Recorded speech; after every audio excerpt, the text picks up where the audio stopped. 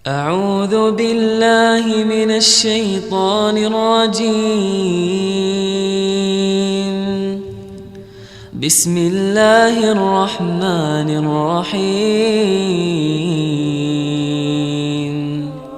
بسم الله الرحمن الرحيم. الحمد لله رب العالمين وأصلي وأسلم على نبينا محمد وعلى آله وصحبه ومن تمسك بسنته إلى يوم الدين أما بعد. It would be appropriate to mention, considering that we are talking about the Quran, والرجوع إلى القرآن, and the return to the Quran, that we find to look back and to study فضائل القرآن, to look at the virtues of the Quran that may begin to inspire us to live, to become people of Ahlul Quran, people of the Quran. And as you find Ibn Kathir, Imam al-Mufassirin, has written in great detail in the beginning of his tafsir, talking about the virtues of the Quran. And likewise we find inside many books of ahadith, collecting chapters or ahadith about Fada'il al-Quran, to look at the virtues of the Quran. Amongst those ahadith that come to mind, if we look inside Riyadh al-Salihin, is talking about the hadith that the believer who recites the Quran, وَيَعْمَلُ بِهِ, the believer who recites the Quran and carries out the actions of the Quran.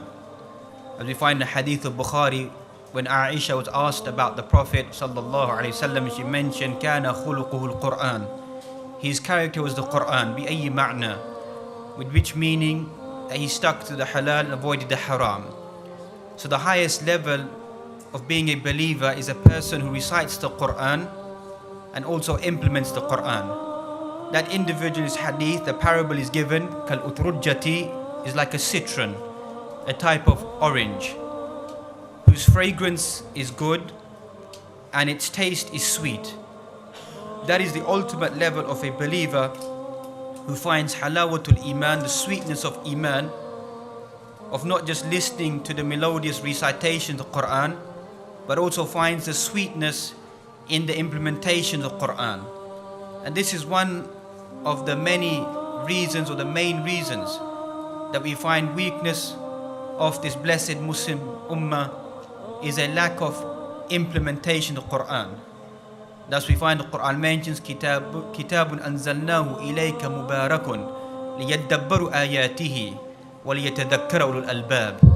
This is a blessed book that we've sent down upon you, liyadabbaru ayatihi, that you may begin to ponder over its verses. Imam al-Hasan al-Basri mentioned that you begin to liyadabbaru ayatihi bima'na an ta'mala bil-Quran or an tutabbiqa al-Quran, to ponder over the verses. There's a general meaning of just pondering over the verses, but the hidden meaning is to live according to the Quran, to try to implement the Quran to the best of one's ability. That's the Quran mentioned inside Surah Al-Furqan, the 25th chapter of the Quran. وقال الرسول يا رب إن قوم اتخذوا هذا القرآن مهجورا. وقال الرسول يا رب إن قوم اتخذوا هذا القرآن مهجورا. The messenger make this statement, O my Lord, indeed my people have abandoned the Quran. What is the meaning of Hajrul Quran? What does it mean to abandon the Quran? Amongst the meanings, the plausible meanings of abandoning the Quran is obviously that which is clear, the recitation of the Quran. As the Quran mentions inside Surah Al-Baqarah as well, Kitab Allahi wara'a dhuhurihim ka'annahum la ya'lamun. Some of us, we throw the book of Allah subhanahu wa ta'ala behind our backs as if we don't know. This Quran, Al-Qur'anu hujjatun lak or hujjatun alayk. The Quran is an evidence for you or an evidence against you, for all of us Muslims. And as we know, on the Day of Judgment, a person will be told to read and ascend, to climb. Wherever you stop reading will be your place inside paradise. So the more Quran the individual knows, the higher they will begin to ascend, to be with the melodious reciters of the Quran, those who lived in implementing the Quran. So we should take this lesson, that we try to strive to recite the Quran, memorize the Quran, recite the Quran appropriately, and then we begin to try to take that message of the Quran and try to implement it inside our lives.